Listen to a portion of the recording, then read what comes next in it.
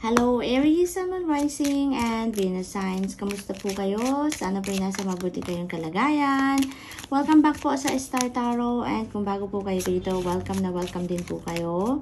Thank you po sa inyong support. I truly appreciate it. God bless you all. Tignan po natin ang mga mensahe para sa inyo for October 2nd. Aries, paunang mensahe ninyo.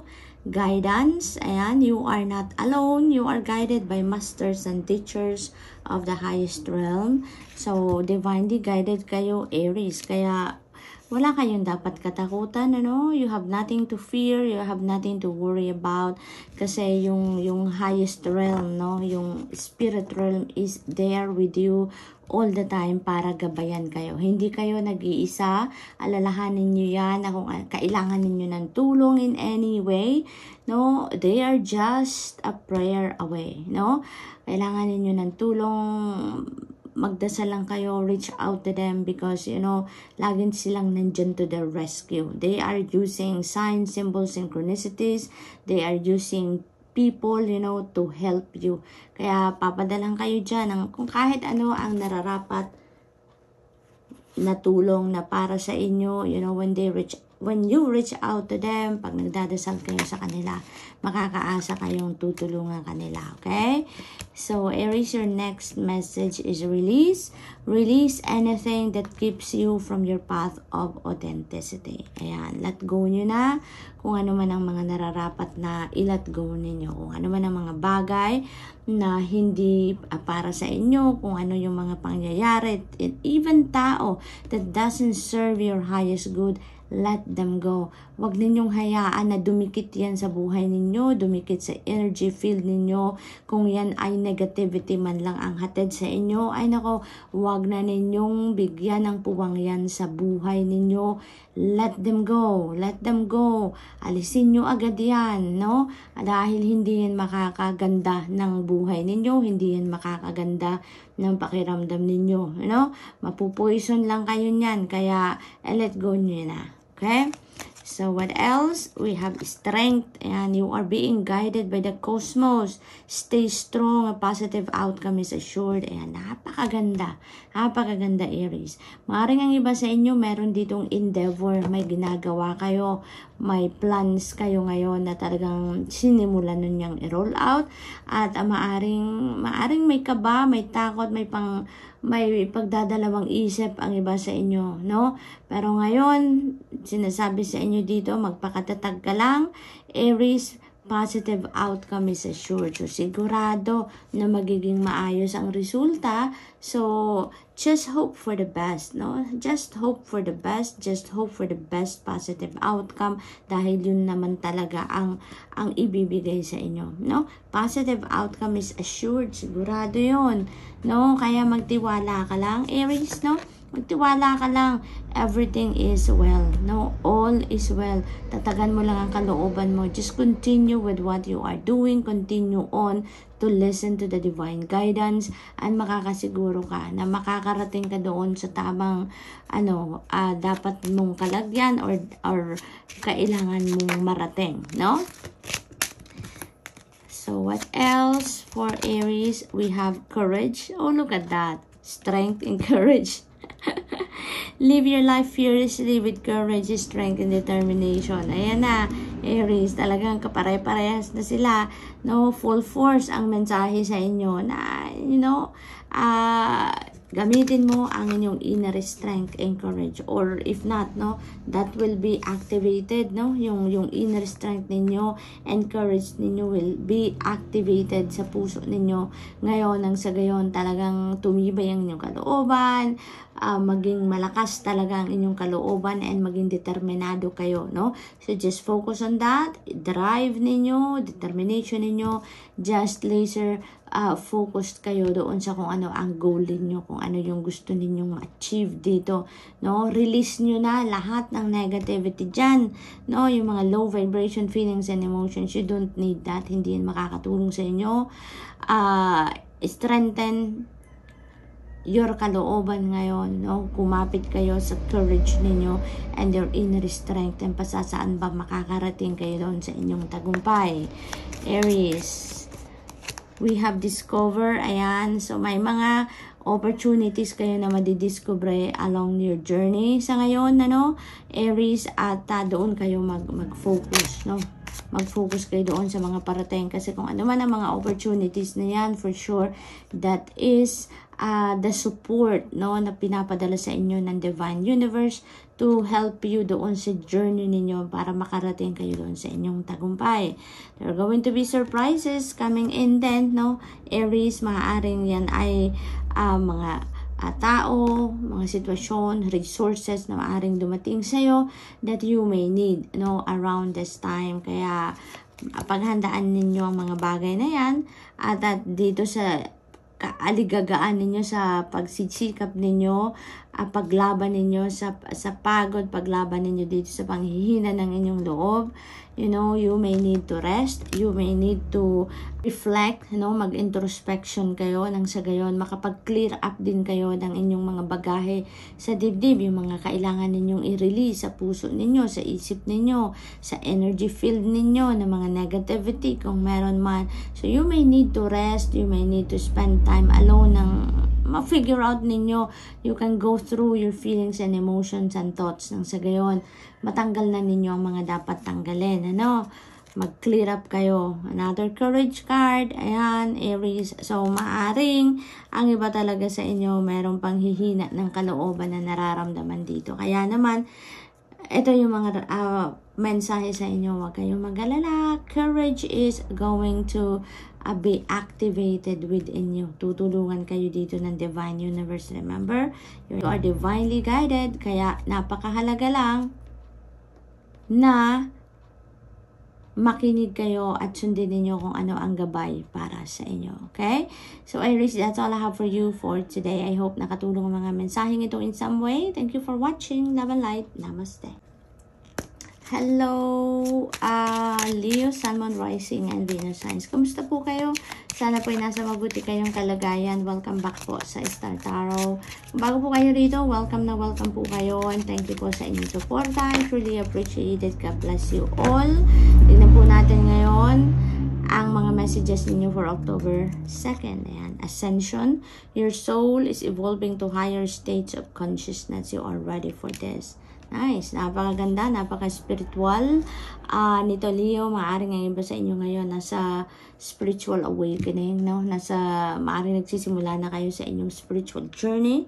Kaya naman ngayon, ano na kayo, nag-evolve ang inyong soul, no? Maaaring papunta na kayo ngayon sa inyong life purpose. So, what else? We have truth. And see your light. Know your power. Have the courage to walk your truth. And totoo na kayo dito. No, Leo, that is the calling for you. Kung ano kayo, kung sino kayo, ilabas ninyo yan. Reveal your true beauty. Kumbaga, now is the time for you to walk your truth and to live your truth. Nang sa gayon, maging malaya na din kayo, makagalaw kayo ng kung ano ang gusto ninyong galaw, no? Because wala na kayong itinatago dito. In that case, kung ano yung mga talents ninyo, mga gifts ninyo, mga skills ninyo, yun ay malaya na ninyong magagawa. Kung ano kayo, malaya na ninyong maipapakita yan when you start living your truth, no? And you are walking your truth. So, yun then, no, it's going to be very liberated, no, ang pakiramdam ng Leo kapag kaganyan, and mas magiging masaya kayo. So that is an encouragement for you, no?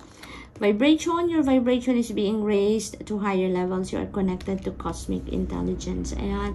So mataas no ngayon ang inyong vibration, mataas ang inyong frequency, Leo, around this time. So feeling ko talaga ang iba sa inyo, no, is having a deeper awareness na of your existence, of your higher consciousness sa ngayon, and maaari talaga na ang iba sa inyo papunta na kayo doon sa inyong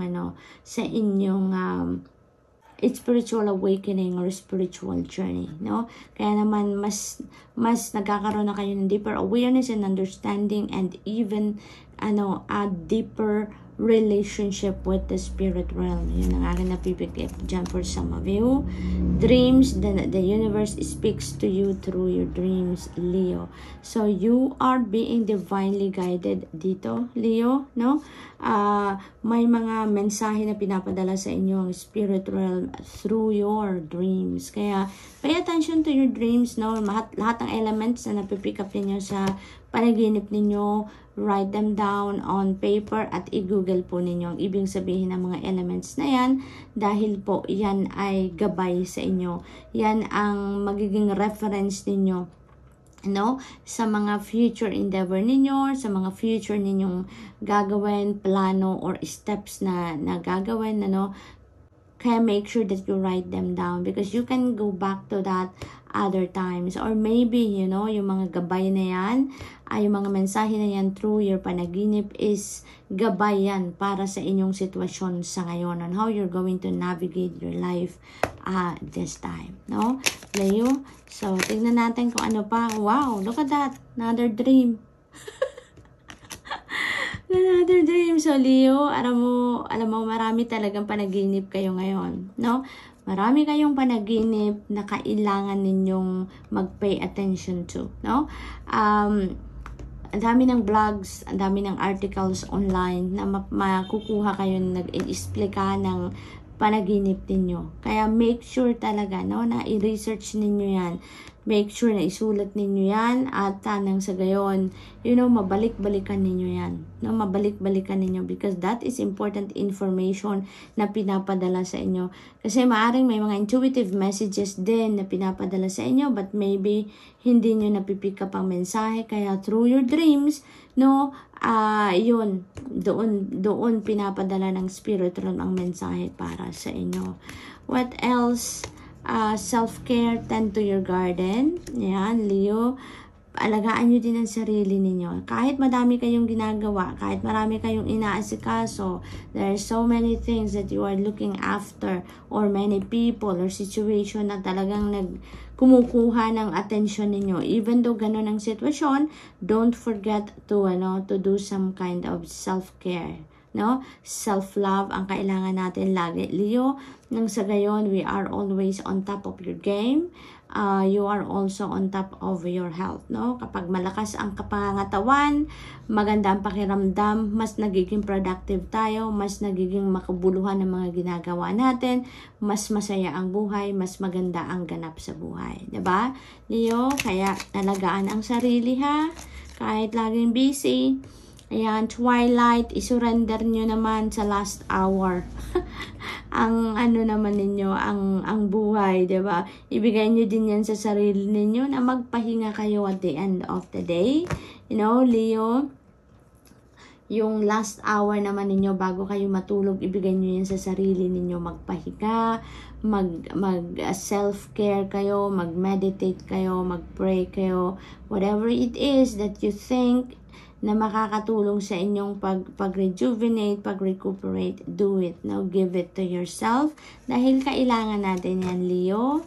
We have listen, be alert, and the soft chiming bells call nearby fairies. Pakinggan ninyo ang mga gabay sa inyo, no? It's really important to listen to the divine guidance, no? Intuitive messages man yan, pinapadala sa inyo, or dreams, no? Mga messages sa inyo. Listen to it, Leo. Listen to it. Dahil maaring nagdadasal kayo ng clarity, guidance, or enlightenment sa ngayon. Ito na, sinasagot na ng Divine Universe ang panalangin ninyo. It's up to you now ngayon na gawin ninyo ang parte ninyo na marinig ninyo kung ano ang kasagutan sa inyo or kung ano yung hinihingi ninyong gabay. Okay? So, Leo, that's all I have for you for today. I hope nakatulong ang mga mensaheng ito in some way. Thank you for watching. Love and light. Namaste. Hello, Sagittarius, Sun, Moon, Rising, and Venus signs. Kamusta po kayo? Sana po inasa mabuti kayong kalagayan. Welcome back po sa Star Tarot. Kung bago kayo rito, welcome na welcome din po kayo. Thank you po sa inyong support. I truly appreciate it and God bless you all. Tingnan po natin ngayon ang mga messages ninyo for October 2nd. Ayan. So, Sag, paunang mensahe ninyo ay Earth guide, your sacred calling upon this planet is to simply love and be loved. You know what? Pagkabasa ko pa lang ng Earth guide, Sagittarius, ang na-pick up ko agad dito, you are an Earth angel, no? Maaaring you are very compassionate, you are very generous, you are very helpful, you are very loving. Maaaring may nagsasabi na sa inyo siguro dito na you are my angel, you are my Earth angel. Dahil siguro napakamatulungin ninyo in any way you can, no, Sagittarius? Kaya you are such an Earth guy, you are such an Earth angel, no? You are spreading love, you are spreading generosity sa mundo, Sagittarius. Yan ang aking napipick up dito for some of you. Fruition, rest assured, your dreams and visions will come to fruition. So this is a guarantee sa inyo, ano? Kaya huwag kayong mag-alala, okay, Sag? Huwag kayong mag-alala na yung mga pinagsisikapan ninyo, yung mga dreams ninyo, yung mga pangarap ninyo, you know, ay matutupad or hindi matutupad. Don't think about anything negative dahil ano na to, may assurance sa inyo, Divine Universe, na your dreams and visions will come to fruition. We just don't know when. So what you can do is follow the divine guidance, no? Sumunod kayo sa agos ng buhay kung saan kayo dadalhin ito dahil for sure, you know, you will be led towards the realization of your dreams, no? So just continue on to follow the divine guidance, continue on to do what you feel like is you need to do, nang sa gayon makalapit kayo doon sa pagmamanifest ng iyong mga pangarap at yung mga ine-envision ninyo for yourself. Dahil may guarantee, no, na it will come to fruition. Ayan, so lumilipad ang card. Blue star. Ayan, follow the light of your inner compass, the blue star. It will lead you to the truth that resides within your soul. Ayan na nga, kakasabi ko pa lang, Sagittarius, no? Na follow the divine guidance, follow your intuitive messages. Kung ano napipick up ninyo dyan na mensahe na gabay through your intuition, sundin nyo lang yan. Sundin nyo lang yan. Dahil kapag sumusunod tayo sa gabay, you know, it will always lead us to the path where we need to be at a certain time. Kaya, yun lang ang gawin ninyo. Yun din ang sinasabi sa inyo dito. Dahil yun, eventually makikita ninyo na you are already living your dream. No? One day, di ninyo mamamalayan, ini-enjoy nyo na pala ang pangarap ninyo. Nangyayari na pala ang pangarap ninyo. So, just continue on to follow the divine guidance sa inyo, Sagittarius. Okay? What else? Stillness. Reflect on this moment with love, kindness, and compassion. So, you may need now to put yourself into stillness. You may need to put yourself into solitude. No? Maaring it's either may divine guidance na kailangan ninyong madiscover dyan, marinig na because of your busyness, lahat ng marami kayong ginagawa siguro, kaya you know, when we are busy, when our body is busy, busy din ang isip natin, hindi natin maririnig, most likely, hindi ninyo maririnig ang divine guidance kasi it comes in a very subtle way. Kaya kung lagi kayo may ginagawa, busy ang katawan, busy ang isipan ninyo, most likely, hindi ninyo talaga yan maririnig. Kaya, maybe, that is the reason why some of you are being advised here to put yourself into stillness nang sa gayon, ma-access ninyo ngayon ang mga importanteng gabay sa inyo, no, na makakatulong sa inyong sitwasyon, or maaari din Sagittarius ng iba sa inyo exhausted na, no? Maaring there is already an imbalance happening sa buhay ninyo, sa sarili ninyo, kaya kailangan kayong magpahinga ngayon, mag-reflect, magpahinga ng makapag-rejuvenate kayo, makapag-recuperate and recharge kayo, nang sa gayon, balance will be back in your life. So, maaaring ganun din ang sitwasyon, no? Anang iba sa inyo dito. Kaya, iniimbitahan kayo na mag-solitude muna kayo. Nang sa gayon, mapahinga ang inyong katawan, mapahinga din ang inyong isipan. Okay? So, what else for Sag? We have joy. And make time for the little things today, Sagittarius. Okay? Step back a little from what is causing you stress. Step back a little kung doon sa mga bagay na kumukuha ng inyong atensyon, ano? Saglit lang, no? And i-enjoy nyo muna yung buhay. I-enjoy ninyo yung kahit konting bagay lang. Magkape kayo, i-enjoy ninyo yan. Magtsaa kayo, upo kayo, 'Diba? Hingang malalim, embrace it, no? Yung small things na ginagawa ninyo, savor it, no? Savor it. Enjoy the moment, kumbaga. Success, ayan, bloom wherever you are planted. Ayan na, magtatagumpay na kayo, Sagittarius. Mayroon kayong mga victory energy dito, kaya kung ano man ang yung pinagsisikapan ngayon, maaaring may ini-expect kayong pagtatagumpayan ninyo na-expect ninyo na malapit na kayo sa tagumpay, malapit nyo nang ma-achieve ang kung ano man ang bagay na yan, maaring ito na talaga, no? May success, na kayo, energy dito, so maaring ito na yon ang hinihintay ninyong tagumpay, and that is going to bring you to a new path, no? Yung tagumpay na yan, it's going to bring you to a new beginning, no? So, napakaganda. Kasi meron ditong mga bagong endeavor na sisimulan or mga bagong gagawin, bagong plans, no? Na mag-emerge dito. And maybe, that will be coming from this success. Yung tagumpay nyo na to, it's going to open up more doors para sa'yo, more opportunities and possibilities for you to expand, to even success more, no? Yung ganon, Sagittarius. You are blessed.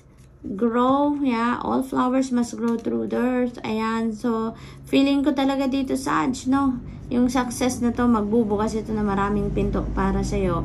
It's going to, bring you expansion, no?